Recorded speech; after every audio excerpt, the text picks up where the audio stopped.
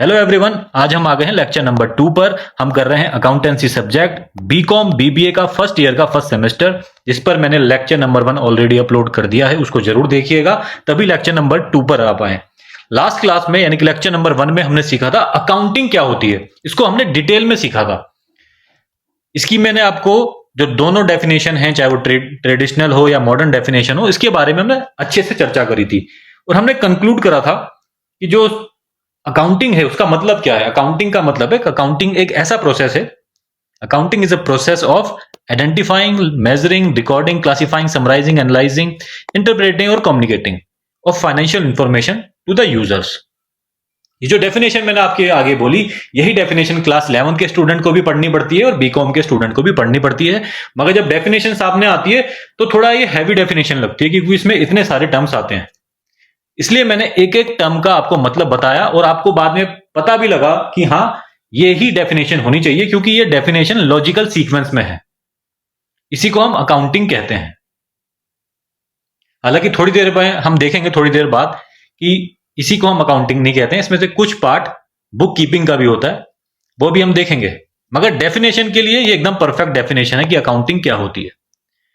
इसी में मैं ना एक थोड़ा प्रैक्टिकल नॉलेज भी देना चाहता हूं आपको। देखो, बीकॉम में आप थ्योरी तो पढ़ेंगे, अपने कॉलेज में पढ़ेंगे, मगर मैं थोड़ी प्रैक्टिकल नॉलेज भी आपको साइड बाय साइड देता जाऊंगा।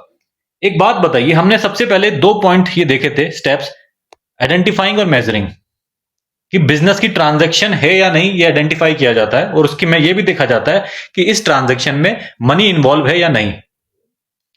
अब आप मुझे एक बात बताओ, एक सीन में आपको देता हूं। आप एक बहुत बड़ी कंपनी के अकाउंटेंट हैं, आप चेयर पर बैठे हैं, आपके सामने लैपटॉप है, आपको करनी है इस कंपनी की अकाउंटिंग। क्या आप बार बार आइडेंटिफाई करेंगे ट्रांजैक्शन को? क्या आप बार बार ये देखेंगे कि इसमें मनी इन्वॉल्व है या नहीं? इसका आंसर है नहीं। क्योंकि आपके पास क्या आएंगे? इनवॉइसेस आएंगे, बिल्स आएंगे, कैश मेमोस आएंगे, रिसीट्स आएंगी। वो क्या होंगी? वो बिजनेस से रिलेटेड ही होंगी और उसमें मनी इन्वॉल्व होगा। आपका जो काम होगा वो यहां से शुरू होगा, रिकॉर्डिंग से, यानी कि जर्नलाइज करना। जो भी आपका अकाउंटिंग सॉफ्टवेयर होगा, अगर मैं टैली की बात करूं, टैली पर आप क्या करोगे?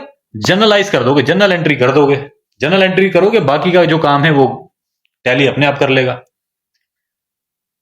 ठीक है, तो जब आप किसी कंपनीज में काम करते हो तो ये बार बार नहीं करने पड़ते, आपका असली काम यहां से शुरू होता है।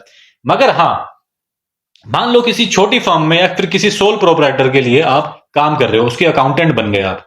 ठीक है, उसने आपको क्या करा, जो सोल प्रोप्राइटर है, बिजनेस का मालिक है, उसने कहा कि भाई ये ले बैंक स्टेटमेंट, ये है मेरी बैंक स्टेटमेंट, इसमें से देख लो, इसमें से अकाउंटिंग कर लो, इसमें से ही करा है मैंने। जो भी पेमेंट करी है बिजनेस से रिलेटेड और या फिर जो भी पेमेंट आई है हमारे पास, वो इसी में है, बैंक स्टेटमेंट में ही है। और इससे हमने अपने पर्सनल खर्चे भी करे हैं। तब आपको ये काम करना पड़ेगा, आइडेंटिफाई वाला। आपको तब देखना पड़ेगा कि कौन सी ट्रांजैक्शंस बैंक स्टेटमेंट में बिजनेस से रिलेटेड है और कौन सी उसने अपने पर्सनल लेवल पर करी है। जो बिजनेस से रिलेटेड होंगी, सिर्फ इन्हीं की आप अकाउंटिंग करेंगे, पर्सनल लेवल की आप अकाउंटिंग नहीं करेंगे। ये हमने लास्ट क्लास में भी सीखा था। ये हमें किसने सिखाया था? बिजनेस एंटिटी प्रिंसिपल ने। ठीक है, बिजनेस एंटिटी कॉन्सेप्ट। ठीक है जी, तो ये मैंने आपको बस ये समझाना चाह रहा था कि थोड़ा प्रैक्टिकल नॉलेज भी साथ में लेते चलो, थोड़ा अपना दिमाग खोल के चलना। ठीक है जी, अभी इस डेफिनेशन पर हम थोड़ी देर में वापस आएंगे कि इस डेफिनेशन से हमें क्या क्या और सीखने को मिलता है। एक चीज और बता दूं, जब भी आप कोई अकाउंटेंट आपके दिमाग में आता है ना, तो आपके दिमाग में क्या आता है? Tally software.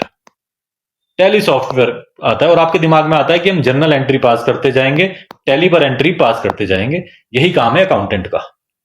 मगर एक प्रो टिप दूं मैं, अगर आपको एक प्रो टिप दूं, अगर आपको हाई पेइंग जॉब चाहिए, अच्छी सैलरी चाहिए, मल्टीनेशनल कंपनीज में काम करना है, तो इन 3 पर काम करो। आपका दिमाग यहीं पर फिक्स हो जाता है। बात ये होती है, ज्यादा से ज्यादा आप इन 3 कामों पर फोकस करते हो। और टैली पर काम करोगे तो सिर्फ रिकॉर्डिंग पर ही रह जाओगे। इसके जो बात के पार्ट है ना, ये है इंपॉर्टेंट। अगर आपको अच्छी खासी जॉब चाहिए, क्यों? क्योंकि बड़ी कंपनीज में जब आप जाओगे इंटरव्यू वगैरह देने, वहां पर आपके एनालिटिकल स्किल्स काम आएंगे।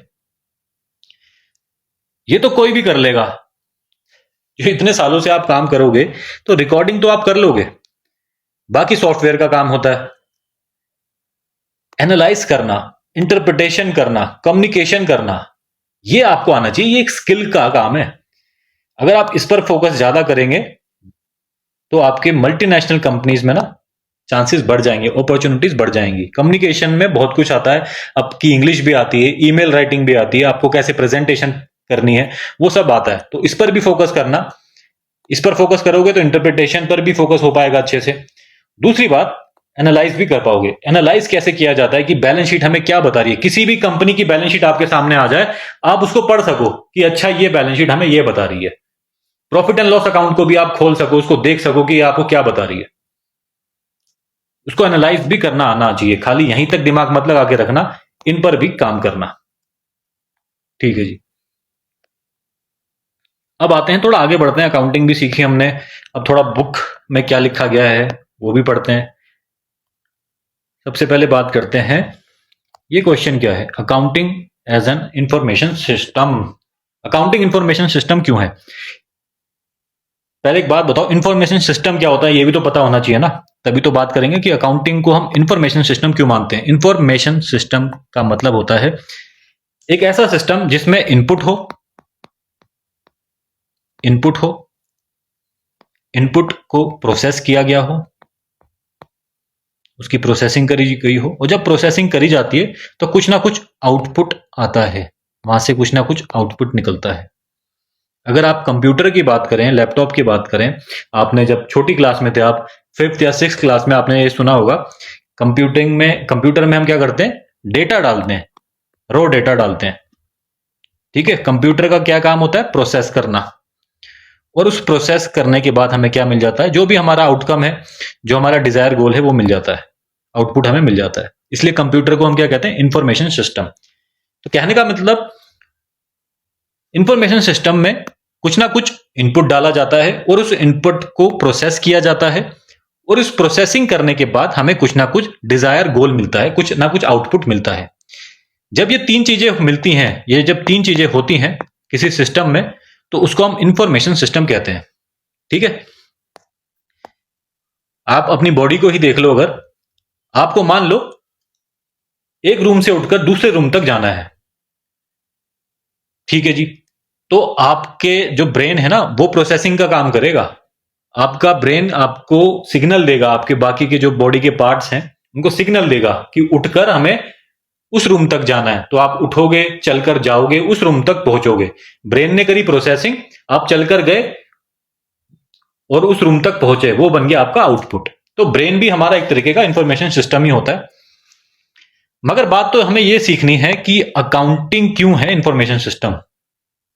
ठीक है, अकाउंटिंग में भी कुछ ना कुछ इनपुट होता है, अकाउंटिंग में भी कुछ ना कुछ प्रोसेसिंग होती है, और अकाउंटिंग में कुछ ना कुछ आउटपुट भी होता है। इनपुट क्या होता है? इनपुट होता है ट्रांजैक्शंस, जो बिजनेस की ट्रांजैक्शंस होती हैं, जो बिजनेस के इवेंट्स होते हैं, वो होती हैं बिजनेस का इनपुट। बिजनेस ने गुड्स परचेज करे, ठीक है जी, बिजनेस ने सेल करी प्रोडक्ट की, ठीक है जी, बिजनेस ने क्या करा, सैलरीज की पेमेंट करी अपने एम्प्लॉइज को, जो इलेक्ट्रिसिटी बिल था उसकी पेमेंट करी, कस्टमर से कैश रिसीव हुआ, वो भी क्या है, वो भी है इनपुट। अब आपके पास इतनी सारी ट्रांजैक्शन इकट्ठी हो गई हैं बिजनेस के पास, ये क्या बन गई हैं, बिजनेस के लिए इनपुट। बिजनेस के पास एक इनपुट आ गया है। इतनी सारी ट्रांजैक्शन जो हैं, जितनी भी ट्रांजैक्शन हैं, उनको हम क्या कहते हैं, इनपुट। ठीक है जी, अब इनपुट होता है तो हमने क्या सीखा था, अगला स्टेप होता है प्रोसेसिंग। इनपुट आ गया है तो अब प्रोसेसिंग करी जाएगी। प्रोसेसिंग का क्या करी जाएगी, अब आपके पास ये सारी ट्रांजैक्शन आएंगी तो आप क्या करोगे, आपके दिमाग में आना चाहिए तुरंत कि हाँ हम इसकी रिकॉर्डिंग करेंगे, है ना, इसकी हम अकाउंटिंग करेंगे। बस यही है। प्रोसेसिंग में भी क्या किया जाता है, प्रोसेसिंग में किया जाता है रिकॉर्डिंग, क्लासिफाइंग यानी कि लेजर पोस्टिंग, समराइजिंग यानी कि अपना ट्रायल बैलेंस बनाना, फिर उससे फाइनेंशियल स्टेटमेंट्स बनाना, और फिर उसको एनालाइज करना, इंटरप्रिटेट करना, है ना। ये हो गया, होगी सारी प्रोसेसिंग। आपके पास इनपुट आया यानी कि ट्रांजैक्शन आई, उसकी आपने ऐसे प्रोसेसिंग कर दी। प्रोसेसिंग कर दी तो इसका मतलब आपको कुछ ना कुछ आउटपुट भी मिलेगा। आउटपुट क्या मिलेगा, आपने फाइनेंशियल स्टेटमेंट बनाए, फाइनेंशियल स्टेटमेंट बनाए और इन फाइनेंशियल स्टेटमेंट को हम क्या करते हैं, कम्युनिकेट करते हैं। किसको करते हैं, कम्युनिकेट करते हैं यूजर्स को। कौन कौन से यूजर्स होते हैं, बिजनेस का ओनर सबसे बड़ा यूजर हो गया, उसी को चाहिए सबसे पहले तो फाइनेंशियल स्टेटमेंट की, बताओ भाई मेरे बिजनेस ने प्रॉफिट करा है या फिर लॉस में चल रहा है, मेरी बैलेंस शीट दिखाओ मुझे। उसके बाद जो बिजनेस का मैनेजमेंट है वो भी चेक करेगा, बैंक से जिनसे बिजनेस को लोन लेना है वो भी आपकी फाइनेंशियल स्टेटमेंट मांगेंगे, गवर्नमेंट आपकी फाइनेंशियल स्टेटमेंट मांगेंगे, वो चेक करेंगे कि भाई आपके बिजनेस ने प्रॉफिट कमाया है तो कितना आपके ऊपर टैक्स बनता है। सिमिलरली जो आपके एम्प्लॉइज हैं बिजनेस के वो भी देखेंगे, और जो क्रेडिटर्स हैं जो आपको उधार पर गुड्स बेचते हैं वो भी आपको फाइनेंशियल स्टेटमेंट चेक करेंगे। तो काफी सारे यूजर्स होते हैं बिजनेस के, फाइनेंशियल इंफॉर्मेशन के, उन सबको आपकी फाइनेंशियल स्टेटमेंट चाहिए होती है। जब आप उस फाइनेंशियल स्टेटमेंट को यूजर्स तक पहुंचा देते हो तो वो क्या बन गया, आपका आउटपुट। देखो किसी भी, मैंने लास्ट क्लास में आपको बार बार बताया था, कोई भी बिजनेसमैन होगा वो बिजनेस इसलिए करना चाहता है ताकि वो प्रॉफिट कमा सके, ठीक है।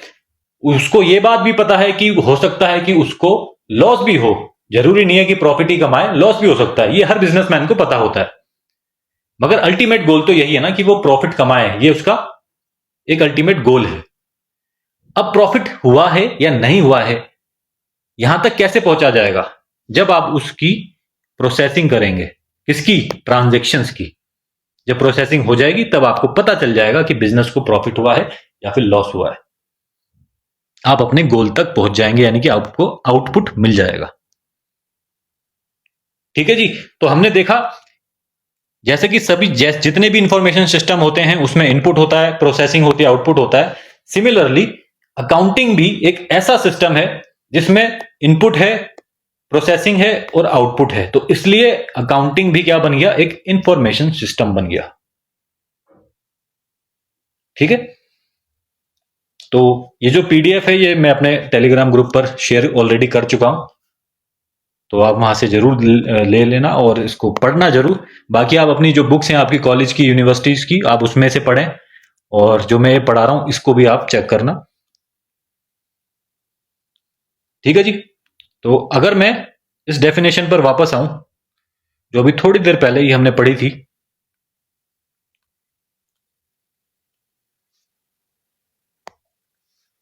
यहां से यहां तक का जो पार्ट है ये क्या बन गया, प्रोसेसिंग, प्रोसेस। और जो कम्युनिकेटिंग फाइनेंशियल स्टेटमेंट जो हम कम्युनिकेट करते हैं यूजर्स को, वो क्या बन गया आपका आउटपुट। और ट्रांजैक्शंस, और जो ट्रांजैक्शंस होती हैं, ट्रांजैक्शंस और जो इवेंट्स है वो क्या बन गए आपके इनपुट। यानी कि जो बिजनेस की घटनाएं हैं, बिजनेस की ट्रांजैक्शंस हैं, वो बन गए इनपुट। उन घटनाओं को, उन ट्रांजैक्शंस को हम करते हैं प्रोसेस, प्रोसेस करने के बाद हमें एक आउटपुट मिलता है।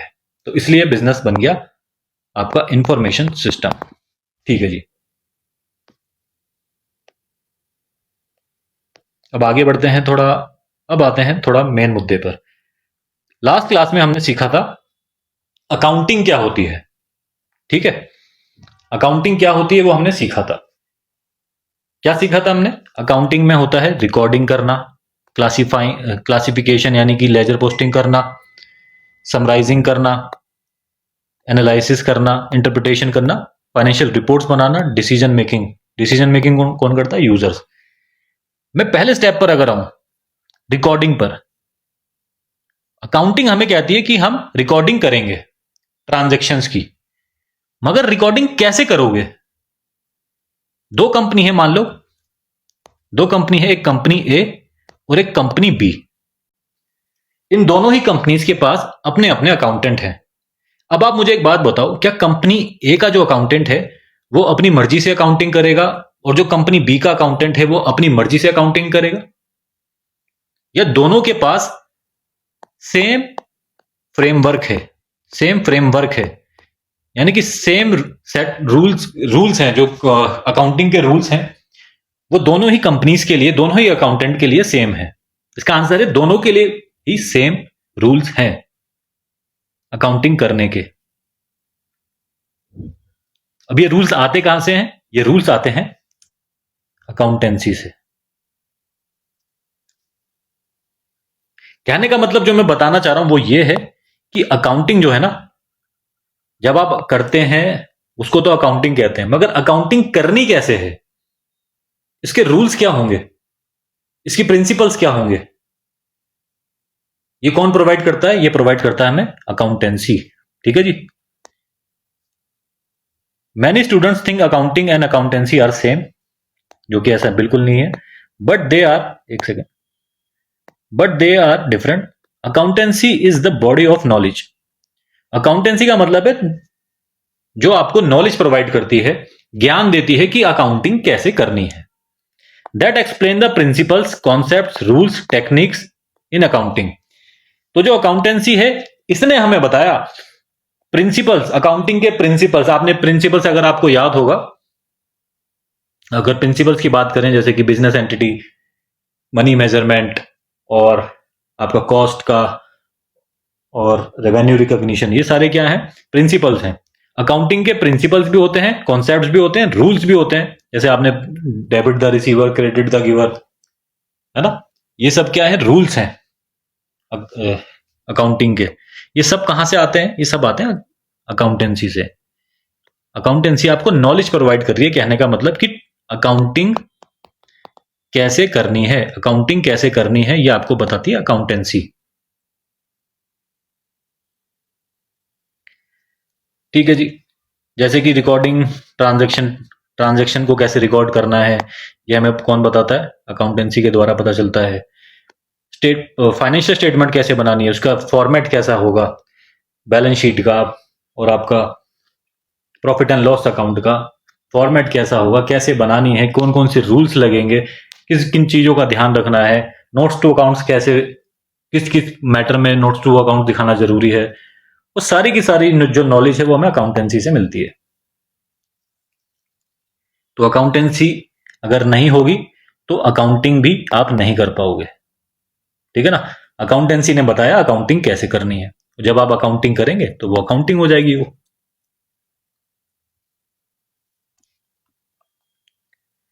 अब आते हैं बुक कीपिंग पर।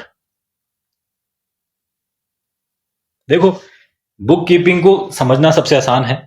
जो आपके दिमाग में आता है ना अकाउंटिंग क्या होती है, वही है बुक कीपिंग। अगर मैं बात करूं, book keeping is the process of recording financial transaction in systematic and chronological manner.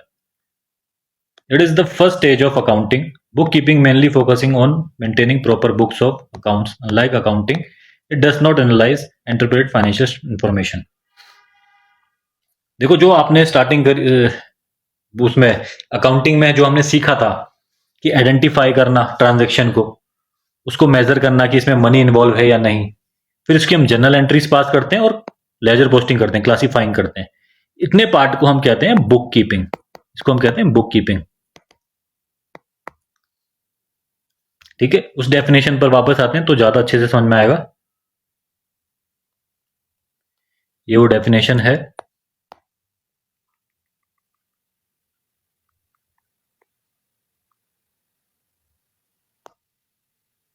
यहां से लेके यहां तक, इतने पार्ट को हम बोलेंगे बुक कीपिंग। यानी कि आप देखोगे, जो आप टैली सॉफ्टवेयर पर काम करते हो ना, वो बुक कीपिंग करते हो। टैली सॉफ्टवेयर पर आप क्या क्या करते हो? रिकॉर्डिंग करते हो ना, सीधा जर्नल एंट्रीज पास करते हो, बाकी का काम तो वो कर लेता है। तो बुक कीपिंग का मतलब है जर्नल एंट्री पास करना और लेजर पोस्टिंग करना। और ये दो वाले पॉइंट भी, आइडेंटिफाई करना, मेजरिंग करना, ये सब क्या है? ये सारा का सारा पार्ट है बुक कीपिंग का। अकाउंटिंग तो यहां से शुरू होती है, यहां से शुरू होती है अकाउंटिंग। अगर आपको अकाउंटेंट बनना है ना, अकाउंटेंट बनना है एक अच्छा, तो ये तो आपको आना ही चाहिए। ये तो बुक कीपिंग तो आपको आना ही चाहिए, क्योंकि जब बुक कीपिंग करोगे तभी तो आपको आगे के स्टेप समझ में आएंगे। उसके बाद आपको फाइनेंशियल स्टेटमेंट भी बनाने आने चाहिए। इन फाइनेंशियल स्टेटमेंट को एनालाइज भी करना आना चाहिए, इनकी इंटरप्रिटेशन भी आप अच्छे से कर सको, और साथ ही साथ कम्युनिकेशन, ये जो मैंने आपको स्टार्टिंग में बताया था। तो एक अच्छा अकाउंटेंट बनना है तो बुक कीपिंग प्लस ये वाले पॉइंट्स भी आपको आने चाहिए। तो ये वाला जो पार्ट है, ये वाला पार्ट बन गया आपका बुक कीपिंग का। इसके बाद का जो पार्ट है समराइजिंग से लेकर कम्युनिकेटिंग तक, ये इसको हम कहते हैं अकाउंटिंग। बुक की लैंग्वेज में हम इसको अकाउंटिंग कहते हैं और इतने पार्ट को बुक कीपिंग कहते हैं।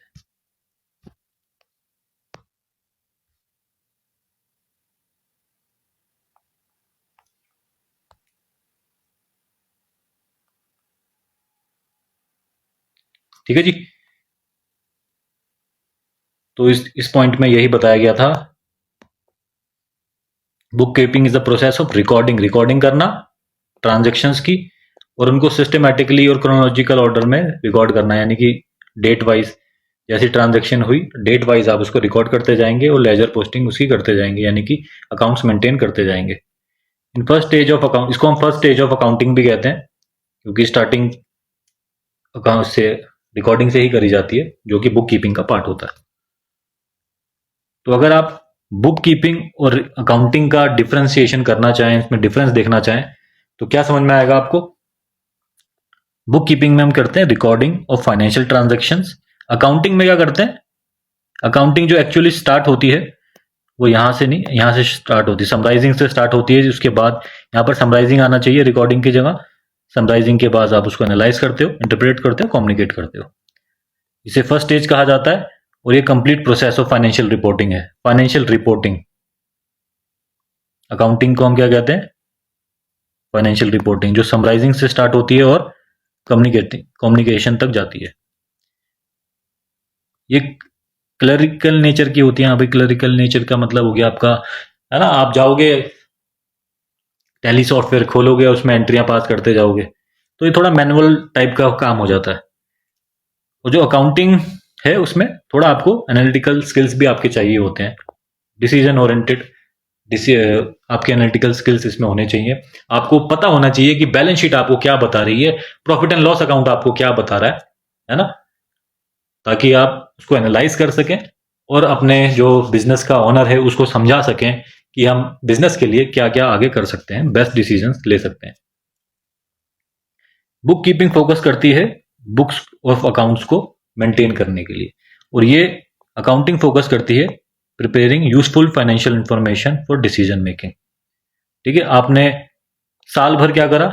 बुक कीपिंग करी साल भर, पूरे फाइनेंशियल ईयर में आपने इनकम को रिकॉर्ड करा, एक्सपेंसेस को रिकॉर्ड करा, बुक्स ऑफ अकाउंट्स मेंटेन करे।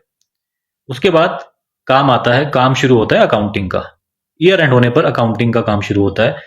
इसको जब हम क्या करते हैं, फाइनेंशियल स्टेटमेंट को बनाते हैं, फाइनेंशियल स्टेटमेंट को एनालाइज करते हैं। हम देखते हैं कि हमारी जो सेल्स है वो कितनी बड़ी है, या फिर हमारी सेल्स कम हुई है, प्रॉफिट हमारा बढ़ा है या कम हुआ है, एक्सपेंसेस का क्या सिनेरियो है, क्या एक्सपेंसेस पिछले साल के मुकाबले बढ़ गए हैं या कम हुए, यानी कि उसको हम एनालाइज करते हैं ताकि हम फ्यूचर के लिए ना अच्छे डिसीजन ले सकें, बिजनेस को ग्रो कर सकें। तो ये पार्ट आ जाता है अकाउंटिंग में। Book keeping does not help in decision making directly. तो बुक कीपिंग डायरेक्टली तो काम नहीं आएगा, आप सीधा जा रहे हो जर्नल एंट्री पास करे जा रहे हो, तो बिजनेस में कोई डिसीजन मेकिंग में वो काम नहीं आता। डिसीजन मेकिंग में काम आता है मैनेजमेंट के अकाउंटिंग, जब वो एनालाइज करते हैं फाइनेंशियल स्टेटमेंट्स को, है ना। तो वैसे ही आप ये पीडीएफ जरूर चेक करना, पढ़ लेना। देखो, आप अपनी बुक से, जो भी आपकी यूनिवर्सिटी या कॉलेज की बुक से आपको मिलेगा वो तो पढ़नी है, ठीक है ना। ये पीडीएफ जरूर पढ़ना, और जो मैं नोट्स बनाना चाहते हैं आप, तो नोट्स जरूर बनाना। अकाउंट्स में नोट्स जरूर बनाने चाहिए, ऐसा मेरा मानना है। अगर आप अच्छा करना चाहते हैं अकाउंट्स में, तो अपने नोट्स जरूर होने चाहिए, क्योंकि अपने नोट्स ही काम आएंगे। आप बार बार आकर मेरी वीडियो थोड़ी देखेंगे। वीडियो देखते समय ना एक चीज और बता दूं, वीडियो जब आप देखते हो किसी भी टीचर का, तो ऐसा लगता है आपको कि मुझे सब कुछ समझ में आ रहा है, जबकि ऐसा होता नहीं है। जब तक आप अपने नोट्स नहीं बनाएंगे ना, जब आप नोट्स बनाने बैठेंगे अपने, तब आपको असली बात पता चलेगी कि क्या आपको चीजें समझ में असल में आई भी हैं या नहीं। क्योंकि वीडियो देखते समय हमारी बॉडी से डोपामिन रिलीज होता है, जो हमें कहता है कि हाँ, सब कुछ समझ में आ रहा है, सब कुछ समझ में आ रहा है। वीडियो कंप्लीट होने के बाद जब आप खुद के नोट्स बनाओ, तो कई बार आप फंसोगे, आपको चीजें समझ में नहीं आएंगी कि यार ये क्या था, इसका मतलब क्या था, इसके आगे क्या पढ़ाया था। जो कि वीडियो देखते समय लग रहा था कि हाँ समझ में आया है, मगर जब आप अपने नोट्स बनाओगे तो चीजें गायब हो जाएंगी काफी सारी। और वही राइट टाइम होगा उस चीज को समझने का। वापस वीडियो देखो, या फिर बुक से पढ़ो, या नोट से पढ़ो, पीडीएफ से पढ़ो, जहां से भी पढ़ो, तब आपको उसका सही आंसर मिल जाएगा। और वही सही टाइम इसलिए बोला मैंने समझने का, क्योंकि उसके बाद आप उसको जल्दी नहीं भूलने वाले। वही आपको उसी टाइम पढ़ना है उसको जब आप पढ़ लोगे तो आप उसको फिर जल्दी कभी भी नहीं